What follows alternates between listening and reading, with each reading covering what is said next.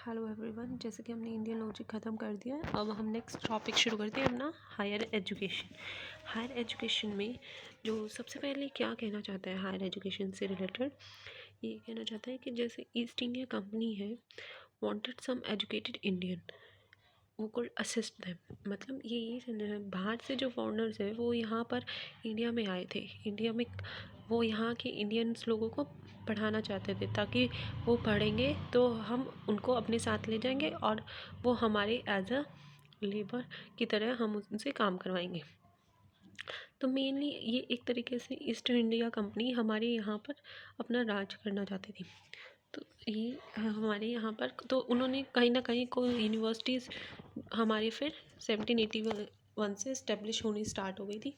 तो सबसे पहले जो ईस्ट इंडिया वो क्या बोलते हैं हमारी यूनिवर्सिटी इस्टेब्लिश हुई थी वो कौन सी थी? कलकत्ता मद्रास। कलकत्ता मद्रासा किसने करी थी? वॉरेन हस्टिंग ने।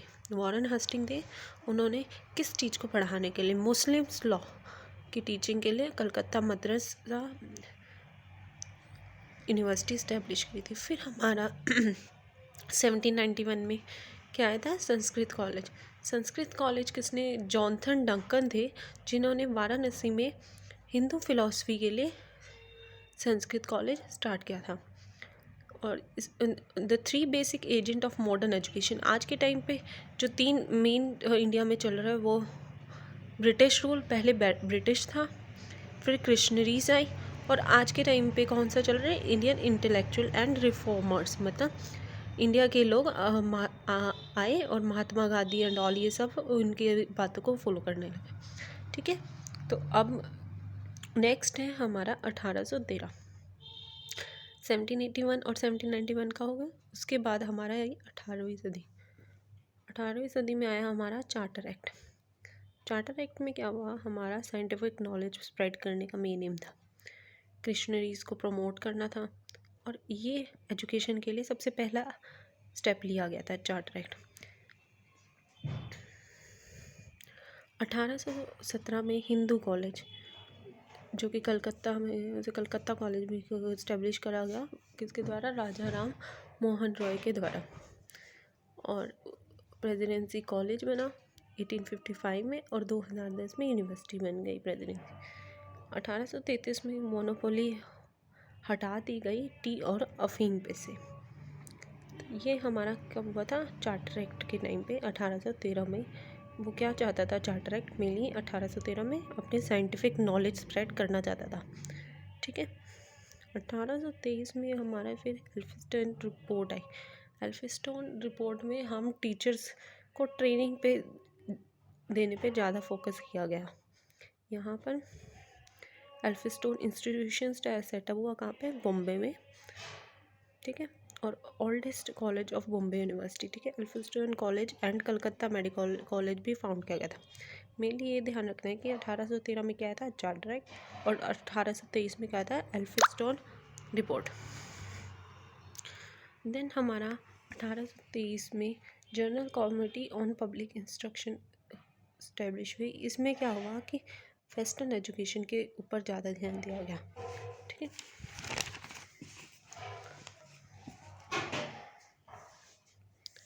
नेक्स्ट है हमारा 1835 मैकले मिनट। मैकले मिनट में हमारा फोकस किस पे किया गया था? इंग्लिश पे फोकस किया गया था। इसमें इनिशिएटिव दोनों एजुकेशन पे दिया था, एलिमेंट्री और सेकेंडरी। एलिमेंट्री जो और सेकेंडरी दोनों एजुकेशन पे फोकस किया गया था। एजुकेशन वेयर नो डिस्क्रिप्शन, कोई डिस्क्रिप्शन नहीं होनी चाहिए एजुकेशन देते वक्त। Want to bring new type system, नया टाइप का सिस्टम ब्रॉड करना चाहते हैं। इन्फ्लेशन थ्योरी क्या होता है?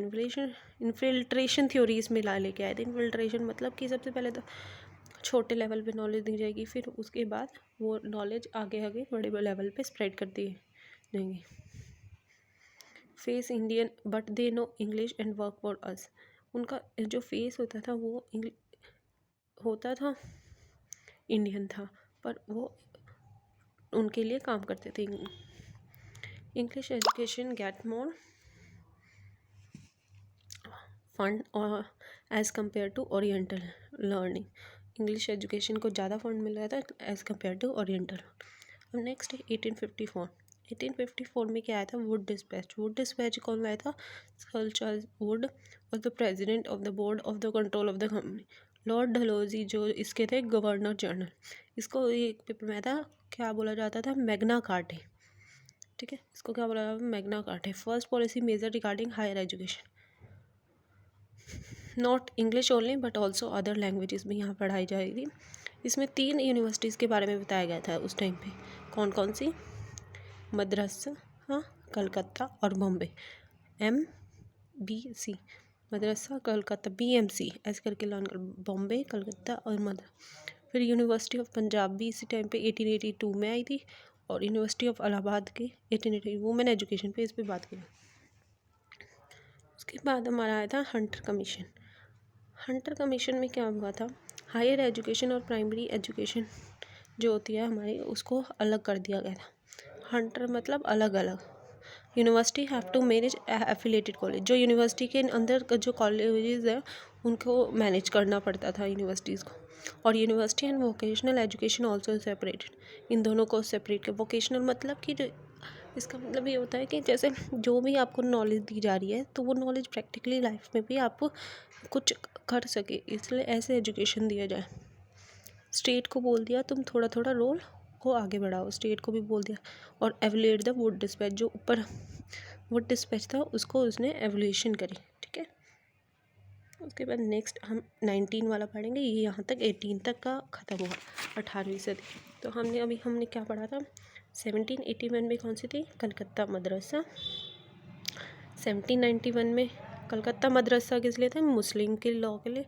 1719 संस्कृत कॉलेज हिंदू के लिए आया था। 1813 में चार्टर जो आया था, चार्टर किस लिए आया था? साइंटिफिक नॉलेज को स्प्रेड करने के लिए। 1823 में एल्फिंस्टन रिपोर्ट, वो टीचर को ट्रेनिंग वगैरह प्रोवाइड करने के लिए। 1823 में वेस्टर्न एजुकेशन को प्रमोट करने के लिए। 1835 में मैकले मिनट जो आया था वो किस लिए आया था? इंग्लिश के ऊपर फोकस किया गया था। और 1854 में वुड डिस्पैच आया था।